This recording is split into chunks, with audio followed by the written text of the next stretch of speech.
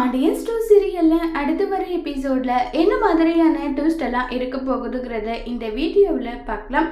பாண்டியன் கிட்ட மயிலு மாமா உங்ககிட்ட நான் ஒரு விஷயம் கேட்கலாமான்னு சொல்லிட்டு இருக்காங்க.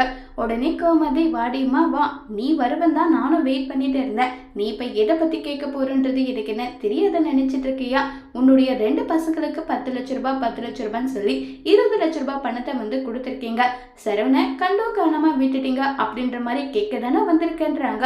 இல்ல மாமா அதெல்லாம் ஒன்றும் கிடையாது. எங்க இவ போய் சொல்றாங்க. மயிலு வாயில்லா பூச்சி பச்சோந்தி எல்லாம் கிடையாது, அவர் ரொம்பவே விவரமானவதான், அதை கேட்கதான் வந்திருக்கான்றாங்க. உடனே பாண்டியன் கிட்ட மயிலு இல்ல மாமா நான் அதை பத்தி கேட்க வரலன்னு சொல்லிட்டு இருக்கும் போதே சுகன்யா அப்படி ஒருவேளை கேட்டாலும் அதுல என்ன தப்பு இருக்காத்தாச்சு, அவ மனசுல இருக்க விஷயத்த கேட்கறதுல ஒன்றும் தப்பு இல்லையேன்னு சொல்றாங்க. பாண்டியன் நான் எல்லாருக்குமே ஏன் என்னுடைய பசங்க ஒருத்தர் இல்லாம இதுல பழனியும் தான் சேர்த்திருக்கேன். அவங்க எல்லாருக்கும் யார் யாருக்கு என்னென்ன பண்ணணும்னு நினைக்கிறேனோ அது ஒன்றும் இல்லாம ஊரமஞ்சின பண்ணாமதாமா எல்லாருக்குமே பண்ணவேன்றாங்க.